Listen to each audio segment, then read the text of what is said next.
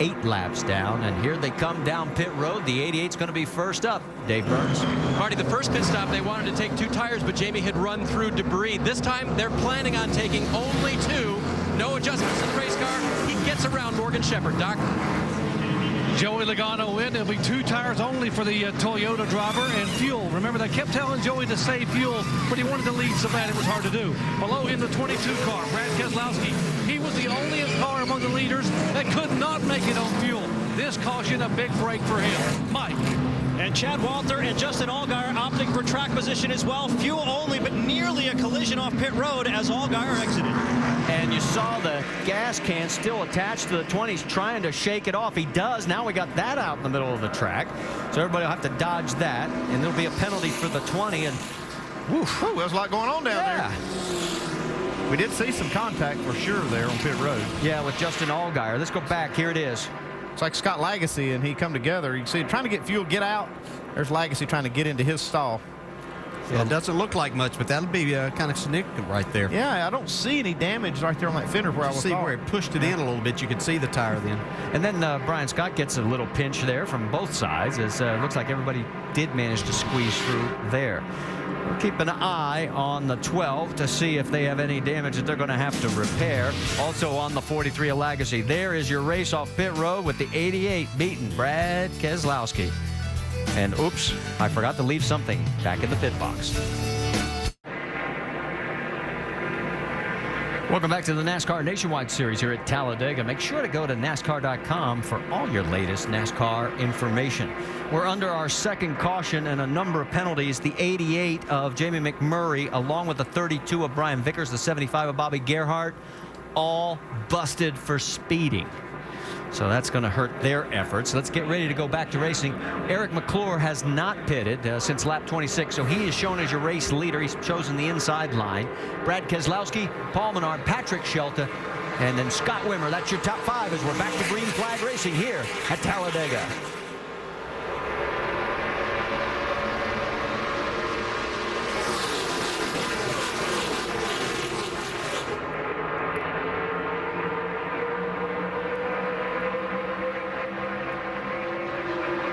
Coming down the backstretch, and already Eric McClure gets shuffled as he is now caught in the middle. And then all of a sudden, the 09 of Sheltra ducks down, and the young Brian Scott goes with him. Yeah, he's wanting to lead this race. See Trevor Bayne up on the high side in the 99. He doesn't have a dancing partner right now, though. Sheltra finished second in the ARCA race here on Friday, and right now, will he lead the lap? Well, here comes the 22 with some help from Kevin Harvick as they're heading for the stripe. A little bit further back, there is Kyle Busch in the 88 of Jamie McMurray as they're trying to fight their way back to the front. Sheltra led that lap. So yes, Patrick Sheltra is our 10th different leader. We've had 19 total lead changes so far. If you're wondering, are the most leaders we've ever had? 20 and 36 lead changes. This has been a fantastic day of just racing here at Talladega. Cup race was a great race, and we've seen nothing but good racing here so far. The fans are definitely getting their money's worth today as we are working lap 52 of 117. There is the road for Patrick Sheltra. Let's get more on Sheltra, Shannon. And Marty, you mentioned that second place finish in the ARCA race. It was a hard fought battle for that team. They had to work on the car. They had some repairs. A little bit of the same here today. Patrick Sheltra overcame a spin on lap 20 to now come back and lead this race. They took 2 tires on that last stop, and he's getting it done. On board with Kevin Harvick, you can see the view out the left side for him as it's basically now 2 lines heading down the backstretch.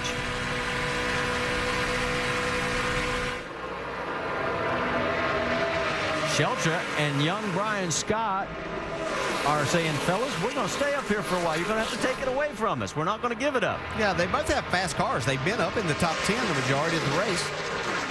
Doing a nice job out front. See that Paul Menard in the 3rd spot. And that 3rd line has one of the Roush cars up there. But you also see in that outside lane, Jamie McMurray now trying to make his way back from that penalty on pit road. And McMurray's 3rd in that line. It looks like that is Stenhouse.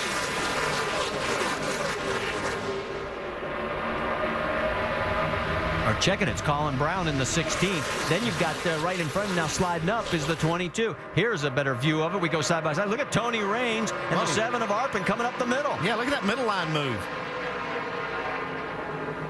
Also into the mix, the 62 of Gone. Up front, it's now Brian Scott. All of a sudden, he has pulled ahead with the help of Paul Menard. Shelter's looking for some help. Scott Wimmer caught in the middle. So is Parker Kligerman. Kligerman's right there. Here comes Menard now on the low side. Keselowski and Harvick with Tony Raines right behind them. It looks like maybe the high line may be the preferred place. Yeah, and that was an example right there probably of where Kevin Harvick chose to go with Brad Keselowski because he's a little more familiar with him. That middle was going pretty good, but that was a driver in Parker Kligerman that Kevin Harvick wasn't that familiar with, so he chose the man that he's raced with. And look at the 11 of Brian Scott, and look at the difference in miles per hour. Scott is dropping because he doesn't have the help. Now all of a sudden he gets the help and he starts coming back. It is interesting when we can show you that, and it's so vivid. Got Tony Raines down on the inside. He's trying to take the lead. Well, Tony's had some good runs over the course of time on these restrictor plate races.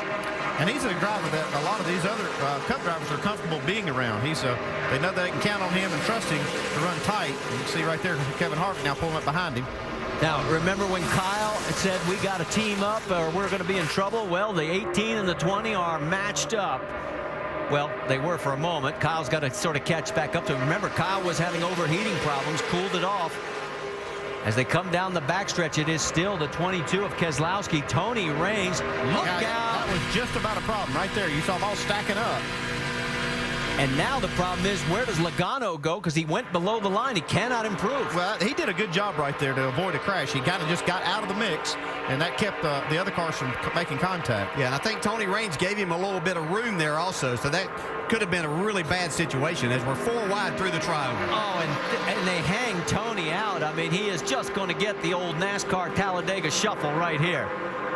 Nobody helps him, and he had done so well getting up into that number 2 spot. And look at it, still nobody. 1 is the loneliest number. Jamie McMurray just slots in right in front of Scott Wimmer. Yeah, that's what makes him so good at these tight places.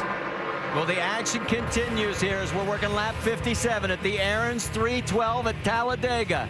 It's going to continue right to the checkered flag. Well, let's talk a little bit what's coming up. NASCAR Now will be on tomorrow at 5 p.m. Eastern on ESPN2. And then the next stop of the Nationwide Series, Friday, 7 Eastern on ESPN2 from Richmond.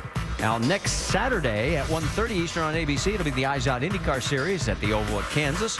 And then on Saturday, 9 Eastern on ESPN2, qualifying for the AAA Insurance NHRA Midwest Nationals. And finals next Sunday, 7 Eastern, also on ESPN2. So we've got your whole weekend booked for you if you're an auto racing fan from end to end. Right now, you're looking at Kyle Busch in front of Kevin Harvick, Joey Logano, and Paul Menard with Brian Scott now 5th. And while we were gone, we had like 2 or 3 different lead changes, and that's how quickly it happened. I think Kyle Busch found a way to cure his overheating problem. Yeah, put it out front. Yeah, that clean gets air a on lot the more nose. Brad Keselowski slid up the track just a little, and nobody went up there with him. He went all the way back. He's now 14th, now 15th on the racetrack. Yeah, Jamie McMurray took the lead there a minute ago, and now he's sliding backwards just outside the top 10.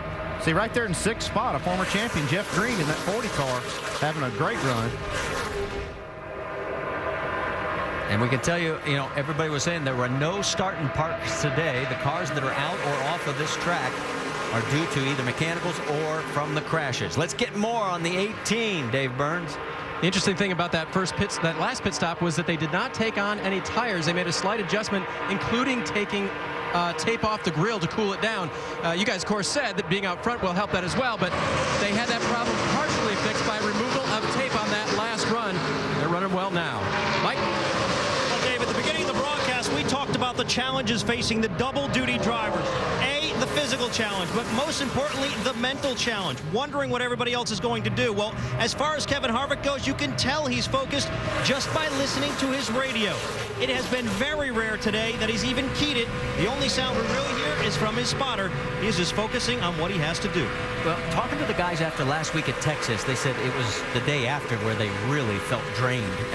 But I liked what you talked about at the beginning of